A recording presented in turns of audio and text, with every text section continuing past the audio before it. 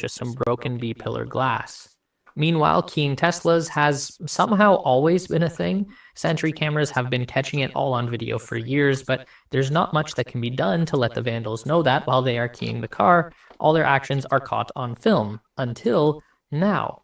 Alexandra Mers asked for such an alarm, and Elon says car could honk at people if you want. To end our vandal story, here's Elon Musk on the Joe Rogan Experience podcast. Although there wasn't anything specifically said about Tesla here, one thing Elon talked about is very obviously related to the new wave of backlash he and his products have been experiencing. Elon says, "I'm the same person I was a year ago. Nothing has changed. I didn't suddenly become a different human, but if you read the legacy mainstream media, their propaganda stream is that I'm a completely different human. 2 years ago, I'm a hero of the left, so how can I go from hero to villain at age 53 suddenly?" Oh, I guess it's...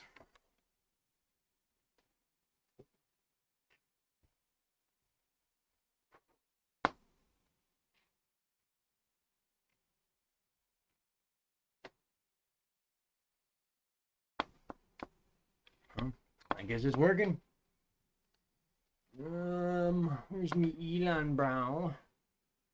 Corner short video. Let's try this one. The world is not ready for the Tesla Semi. We've had a taste of what this vehicle is really capable of, and we know more about the Semi now than ever before, but the more we see, the more we appreciate just how much the world needs to change before the Tesla Semi can truly take over. And 2025 is going to be the year when that change really happens. Tesla has a lot of work that needs to get done in the months ahead, and here's what that looks like. The biggest development in the story of the Tesla Semi is this brand new, dedicated manufacturing plant that is being constructed right now on a property just next door to Tesla's existing Gigafactory in Sparks, Nevada, at the Tahoe Reno Industrial Center. This building will house 4 million square feet of new manufacturing space. No word yet on how many hamsters that might be able to contain, but I expect Elon will let us know when the time is right. And this is what the Tesla Semi factory looks like in January 2025. Not too bad, right? On the outside, at least, it seems to already be most of the way there. This video we're seeing right now is made possible by Zainagler, the Tesla Semi advocate. He's been posting regular drone flyovers of Giga Nevada, so go support that dude if you're into this kind of stuff. What's crazy here is that Tesla only broke ground on the site at this time last year, so that's a pretty large building to throw up in just 12 months. What you'll also notice here is that there is a secondary structure going in just behind the main factory.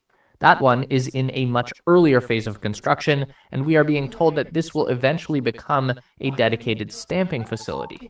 That means it'll be taking very big sheets of steel and aluminum and forming them into body panels and frame sections for the semi-trucks. Tesla's goal right now is to begin limited production at this facility at some point in the second half of 2025, with customer deliveries and volume production coming in 2026. The capacity of this semi-factory is going to be 50,000 units per year, which would average out to over 130 truck builds per day, which is over 5 trucks average per hour, which would be something like 1 truck every 15 to 20 minutes. That's if the factory runs 24/7. So the real number would probably be like 1 truck every 5 minutes, which is crazy. Or at least it sounds crazy to me, but I don't really know anything about transport trucks. Is 50,000 a year a lot? We did some quick investigation, and this ended up being very enlightening. So in the USA, there is one large company called PACCAR. This is primarily focused on the design and manufacturing of heavy trucks. They own Kenworth and Peterbilt, which are brands that are very well recognized and respected in the world of American trucking. So I figured we could use that as a benchmark to figure out how many trucks you need to build in order to be competitive in this industry. And these numbers surprised me. In 2023, the Kenworth and Peterbilt brands sold a combined total of 109,000 Class 8 transport trucks. And the industry-wide market for Class 8 trucks in the United States and Canada for that same year saw 297,000 Class 8 trucks sold. So if Tesla wants to be a legitimate player in the semi market, then 50,000 trucks per year is a great start, but they will need to at least double that number before they can start to match the existing players in terms of supply. Speaking of which, even without this giant factory online, there has still managed to be a slow and steady supply of the Tesla Semi rolling out over the past year, and it's looking like that trend will continue into 2025. Tesla appears to have so many semis right now that they've just parked one up on this ridge overlooking the factory construction site like some kind of decoration or a totem. It's been up there for days now. Again, video credit to Xanagler. Our boy also captured something very interesting last week when he spotted a pair of Tesla semis pulling tandem trailers, which is to say that each truck is pulling 2 trailers at once. And the second truck in the video is even pulling extra large trailers that tower over the height of the cab. This is the first time that Tesla Semi has been seen operating like this, and it's a really great sign that they are still actively expanding the vehicle's capabilities. We can see a rig like this being particularly useful at the Frito-Lay operation, which has a fleet of at least 15 Tesla Semis that run delivery routes of over 400 miles per trip. Those semis are hauling loads of potato chips, which, at this point, are mostly just bags of air, thanks to shrinkflation, so they're clearly not anywhere close to maxing out the truck's weight capacity with one trailer full of chips. Being able to pull 2 trailers full of chips at one time would essentially double the value of Frito-Lay's existing Tesla delivery fleet, which is a pretty sweet deal. We have also seen the Tesla Semi begin to expand outside of the initial Pepsi fleet. We've seen Tesla trucks out in the world pulling trailers with both Costco and Walmart branding on the side. They've done some work with restaurant supply company Martin Brower, and of course Tesla has been using the Semi for their own shipping operations. Trucks move supplies regularly between factories in Fremont, California and Sparks, Nevada. And now, in 2025, the Tesla Semi is in the hands of a new customer, Seya, which is a freight and logistics company that specializes in LTL shipping, which stands for less than truckload, which refers to any kind of transportation falling in between an individual parcel and a full truckload. So imagine you need to send a whole pallet full of boxes across the country. You can't roll up into the FedEx store with that, but you also don't need to rent out a whole truck to move it either. So an LTL shipper will collect a bunch of these medium-sized orders and load them up into one big truck to get it all where it needs to go. So that's a pretty interesting application for the Tesla Semi because you never know what the load is going to be on any particular day. If we needed any more proof that the Semi can do more than just hauling potato chips, this would definitely be it. Seya is reportedly very happy with the pair of Tesla Semis that they've taken delivery of so far, saying that the vehicles are able to handle both local and longer haul applications while delivering on a very high level of efficiency. The company says that they are getting as high as 1.73 kilowatt hours per mile of efficiency, which is a really good number given the size of the rig and the weight of the cargo. A high-efficiency electric car like the Model 3 rear-wheel drive would be at around 4 miles per kilowatt hour, while an inefficient electric car like the Hummer EV has been rated as low as 1.5 miles per kilowatt hour. So a Tesla Semi with a trailer can use less energy to drive around than a Hummer. I think that really helps to show the difference that Tesla is making here.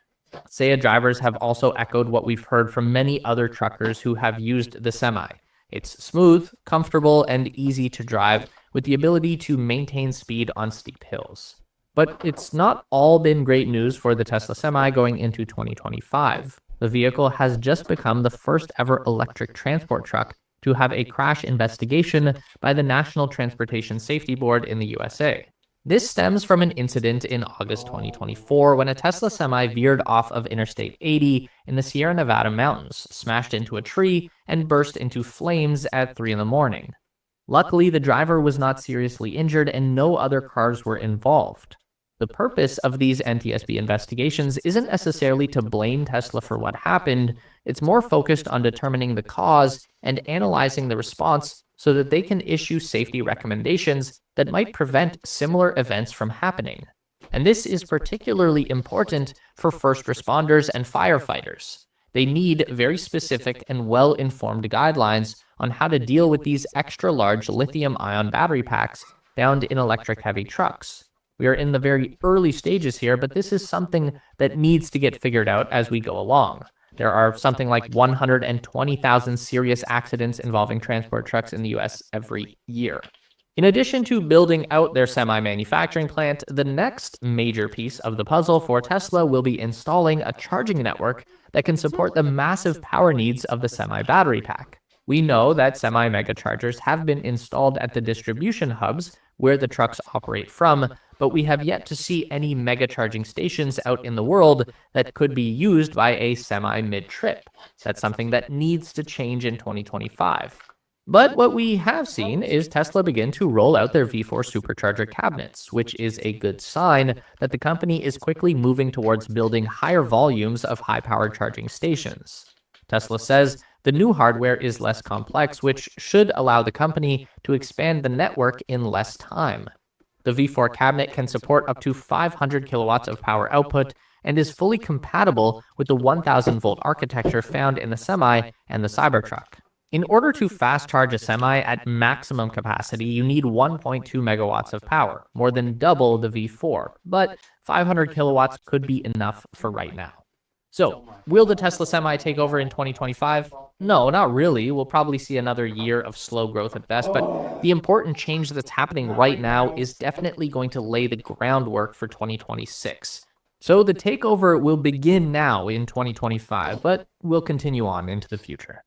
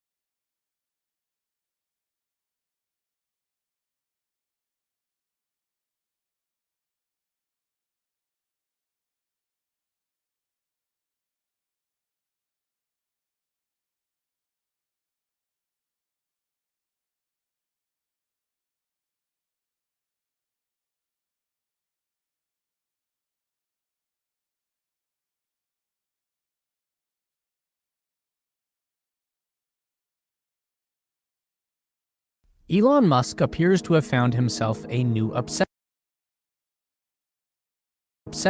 supercomputers. Big ones, the biggest in the world. Elon has not been shy about telling the world that he is laying down fat stacks of cash to build out his computer army.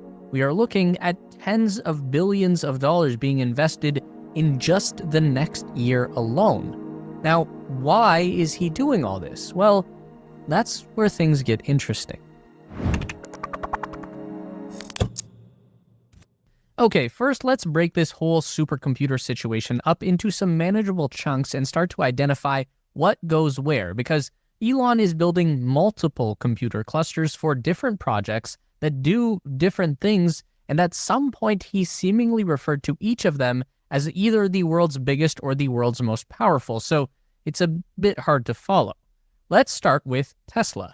They're getting a brand new supercomputer. This is actually under construction right now. The Gigafactory in Austin, Texas, which was already the biggest car manufacturing plant in the world, is getting even bigger, and most of that new real estate is being dedicated to supercomputer activity, which is why they are also building this whole dedicated cooling bunker. Elon talked about this recently on X. He wrote, "Sizing for about 130 megawatts of power and cooling this year, but will increase to over 500 megawatts over the next 18 months or so." So, as for what exactly Tesla plans to do with all that power, we'll get into those details shortly, but first let's talk about an even bigger supercomputer project that Elon is working on for his xAI venture. This one will be built in Memphis, Tennessee, and Elon has referred to it as the Gigafactory of compute. He then went on to tell officials, quote, "My vision is to build the world's largest and most powerful supercomputer, and I'm willing to put it in Memphis." And then in addition to all of that, Tesla has been kind of secretly converting all of their vehicles into a mobile decentralized supercomputer network of their own, which will eventually include all of their humanoid robots as well. Okay, let's start breaking down how all of this stuff works. So, as many of you know, we are all Canadians here behind the scenes, which is generally pretty awesome, except when it comes to the internet. The Canadian government has a weird thing about trying to control what we can and can't see online. It's even started to result in Meta and Google limiting the type of content that I'm able to access. And if that wasn't enough, our Netflix selection sucks up here too. So, in an effort to dodge all of that madness, I've started using a VPN. More specifically, I've been using CyberGhost VPN, not only because they have a cool name, but also because they offer a very high quality product at an even more affordable price and a cool name. With CyberGhost VPN, all of your traffic goes through a secure VPN tunnel, your IP address is hidden, and your data is encrypted. Trust me, you want your data and history secured and encrypted, so what you do online is strictly your business. You can also change your online location in just 3 clicks and get access to geo-restricted content from dozens of streaming services like Netflix. And that's not all. With CyberGhost VPN, you can even find better online shopping deals or play games blocked in your region. CyberGhost VPN is available for all platforms such as Windows, Mac OS, Android, iOS, and many others. You can use one subscription to protect up to 7 devices at a time, so you can easily share with your family and friends. Plus, you get a 45-day money-back guarantee and 24/7 customer support, so everything is risk-free. CyberGhost VPN is offering their best deal ever, just $2.03 per month, and you get 4 months free, which is 84% off. So join over 38 million happy users, including me, and click the link in our description to sign up today. Okay, that brand new Giga Texas data center that's under construction right now is going to be aimed specifically at developing Tesla's full self-driving software. And to do that, Elon says that it will be loaded with a combination of NVIDIA GPUs along with Tesla's own AI-specific hardware. Elon says that the south extension of the factory is custom-built for heavy power compute and cooling, hence the giant cooling bunker. He said earlier this month that the initial system is 50,000 NVIDIA H100 GPUs, alongside 20,000 Tesla hardware for AI computers, and a massive network of hard drives for video storage. When Elon says that Tesla is spending $10 billion this year on AI, this is where a large chunk of that cash is going right now. The NVIDIA H100 is a current industry standard chip for AI training, which is an extraordinarily complicated process involving endless calculations in an attempt to teach a computer network the difference between right and wrong. We provide the input and then train the network until it produces the desired output. In the most common AI models that we use today, like ChatGPT or Midjourney, we input words or pictures and receive the same as an output. In some more advanced new models, you can even input text and get video as an output. In Tesla's AI models, the input is video and the output is driving a car. So this is significantly more complex than what most people have grown accustomed to, and as a result, it requires a much more powerful and sophisticated hardware setup to make it all work. That's where Tesla's AI hardware comes into play. In addition to the training computer, Tesla also uses a powerful computer inside their vehicles. This is called inference compute, and it allows the AI to operate in the real world in real time and make decisions at incredibly high speed. You know when you ask ChatGPT a question and it has to kind of think for a second before generating an answer? That's because pretty much every AI model that we use right now is just a cloud-based web app. ChatGPT isn't operating on your computer or your phone. The prompt that you write is sent off to an OpenAI data center where it's processed through their own giant supercomputer cluster, and then the response is sent back to you. This is fine if you just want a cookie recipe or a picture of a robot on Mars, but when AI is driving your car, it cannot be sending every decision back and forth through the internet. It needs a brain that will do the thinking and decision-making on site. That is the Tesla AI hardware. Not only is this inference hardware inside every car, it's also used in the Tesla data centers alongside the NVIDIA hardware. The way that Elon explains this is that the H100s, the Tesla hardware and software video data, is all part of one big training loop. Currently, Tesla is using their AI hardware version 4, but Elon says that before the end of next year, there will be hardware version 5, which is called AI 5. This will roll out in vehicles and data centers. Elon says that the new chip will have 10 times more capability than hardware 4, so that would potentially equal 10 times better performance in the training loop and 10 times better performance running the AI model in the vehicle for autonomous driving. But there's more. The same AI 5 chip is not only going into future Tesla vehicles, it's also going into Tesla's humanoid robot, which is going to need its own AI model for navigating the real world. This is likely the motivating factor for Tesla building out such a massive new supercomputer cluster. Obviously, full self-driving still needs some work, but Elon said a couple of months back that Tesla was not compute constrained for FSD. He said that was more about data. Though when it comes to developing brand new models for the Tesla bot, those could prove to be even bigger than full self-driving. There is so much that the bot will need to know in order to function in the real world and perform human tasks, so Tesla will not be done with AI training anytime soon, even if we do get full robotaxis next year. And if that wasn't enough, Elon already has some big ideas for what Tesla could do with all of these high-powered inference computers out there in the world. At the recent Tesla shareholder meeting in June, Elon Musk put out this concept about how the company might be able to use future autonomous vehicle hardware in some unconventional ways. The idea is that if there is a point down the road where tens of millions of Tesla vehicles are out there in the world, and many of them are equipped with this AI 5 hardware, then you essentially have a giant, decentralized supercomputer made up of individual cars that are all connected by the Tesla network. Elon speculated that by around the end of the decade, there might be a gigawatt of computing power when all of these Tesla vehicles are combined.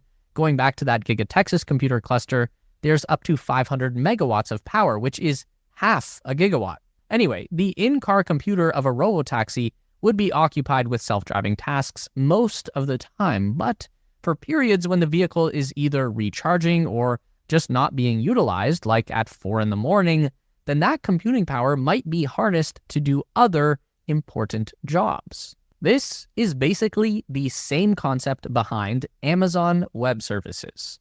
This is the business model that actually makes money at Amazon, and the concept was born when the company found that all of the data processing hardware that they required to deal with peak traffic situations like Christmas was just sitting around and not being utilized during the other times of the year. So they started renting out that computer hardware to other companies that needed the processing but didn't have the capital to build their own data center. In theory, Tesla's robotaxi network could kind of do the same thing.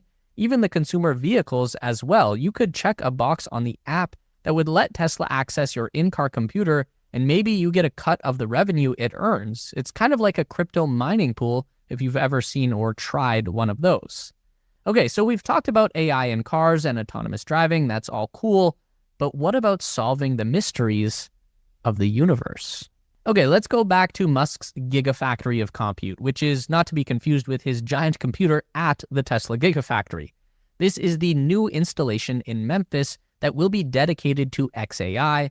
This is the one that could potentially become the world's largest and most powerful supercomputer by the end of 2025, if you're inclined to follow Elon timelines. In the short term, Elon is targeting 100,000 of the NVIDIA H100 GPUs up and running before the end of this year. That's what he believes the company needs to build out the next generation of their Grok AI language model. This is chatbot that is native to the X platform, available to premium subscribers. It's like ChatGPT, except Grok has real-time access to every post on X, and Grok also has the freedom of language to write swear words and make cringe attempts at humor, which can be a lot of fun. This is just basic level stuff though. xAI was able to build out Grok 1 at an incredibly fast pace. It only took about 6 months from the company being founded to the release of their first product. Although it still lags behind ChatGPT a little bit in terms of capability, and Grok definitely lacks the name recognition and popularity currently being enjoyed by ChatGPT and OpenAI. Grok 2 might be able to start turning the tide. This is the product that xAI is working on currently.